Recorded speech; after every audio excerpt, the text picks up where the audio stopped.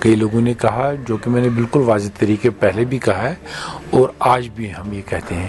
کہ ہم نے کسی بھی جگہ پارٹی کی طرف سے کوئی پراکسی کینڈیڈیٹ کھڑا نہیں کیا ہے، چونکہ ہماری پارٹی کی پریزنس ہر جگہ ہے۔ اور جموں میں آپ نے سنا ہوگا ہم نے کئی جگہ پہ ایکشن بھی لیا ان لیڈرز کے خلاف جو اوپنلی آئے تھے الیکشن لڑنے کے لیے۔ کہیں ہماری نگہداشت میں یا آپ کی نظر میں اگر کوئی کینڈیڈیٹ آیا ہو جو ڈائریکٹلی ہمارے ساتھ جڑا نہیں ہو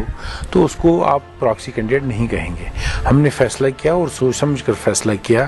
جو ہمیں لگا ریاست جموں کشمیر کے ہت میں ہے، یہاں کی آئینی بالادستی یا باقی چیزوں کو لے کر، سیکورٹی کو لے کر جب ہم نے فیصلہ کیا الیکشن نہیں لڑنا ہے تو کوئی پوائنٹ ہی نہیں بنتا تھا کہ ہم اس کو بیک ڈور سے وہاں پہ پراکسی کینڈیڈیٹ کریں۔ تو اب ہمارے مخالف اس بارے میں جو بھی کہیں گے مجھے لگتا ہے بالکل غلط کہتے ہیں۔ یہ بات کیسے آپ انکار کر سکتے ہیں کہ ہم پارٹ آف بی جے پی تھے، لیکن ایک پروگرام کے تحت اور مجبوری کے تحت جو ہم نے حکومت بنائی تھی، ہم نے کئی اپنے ایجنڈا کو مرج نہیں کیا تھا ان کے ساتھ۔ جو ہمارا گول ہے وہ ہم نے کبھی مرج نہیں کیا تھا، لیکن ہم نے تمام پولیٹیکل ایشوز کو جہاں ہمیں بی جے پی کے ساتھ ٹکراؤ کی صورتحال بنتی تھی ان کو بیک برنر پر رکھا تھا۔ ان ایشوز کو جیسے 370 کو لے کر ہماری الگ الگ رائے تھی، ایفسپا کو ہٹانے کے لیے ہماری الگ الگ رائے تھی، تو ان چیزوں کو ہم نے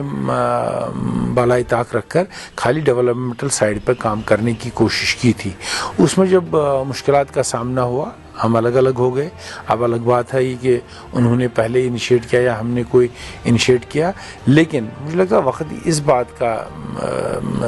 ڈیمانڈ کرتا ہے کہ یہاں کے پولیٹیکل لیڈرز، پولیٹیکل ایکٹیوسٹس ہیں، ان کو یہ سوچنا ہے کہ ریاست جموں کشمیر کی بہتری